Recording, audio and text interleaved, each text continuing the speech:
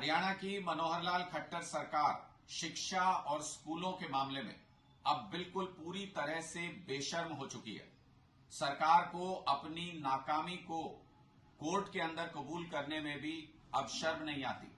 सरकार ने high court में हलफनामा दायर किया है और इस हलफनामे के मुताबिक ही सरकार खुद बता रही है कि हरियाणा के सरकारी स्कूलों में 8240 कमरों की कमी है, जिसमें से 10 साल सरकार में रहने के बावजूद दिसंबर 2024 तक वो सिर्फ 1000 कमरों का ही निर्माण कर पाएंगे।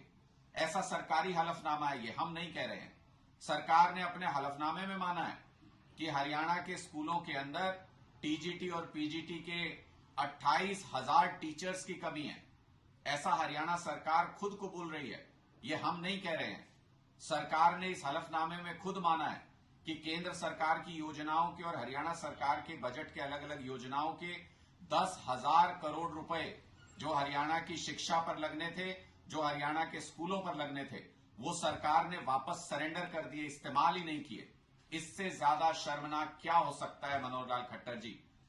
हरियाणा के बच्चे अच्छी शिक्षा के लिए दर दर भटक रहे हैं, प्राइवेट स्कूलों में लुटने को मजबूर हैं, लेकिन उसके बावजूद हरियाणा के सरकारी स्कूलों में गरीब बच्चों के खिलाफ आपकी साजिशें लगातार चल रही हैं। न बिजली पानी की व्यवस्था सही है, न टॉयलेट की व्यवस्था सही है, न टीचर्स स्कूलों के अंदर हैं, न कमरे बने हुए हैं, न बेंचेस हैं स्कूलों के अंदर।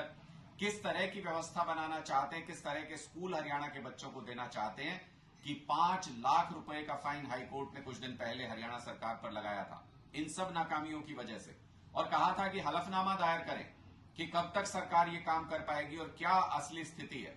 आज उस हलफनामे में सरकार ने बेशर्मी की सारी हदें पार कर दी और खुद कागज पर लिखकर यह कबूला कि 8,000 से ज्यादा कमरे हरियाणा के स्कूलों में कम हैं, उनमें से सिर्फ 1,000 कमरे ही अपनी सरकार का 10 साल का कार्यकाल पूरा होने तक खट्टर साहब बना पाएंगे।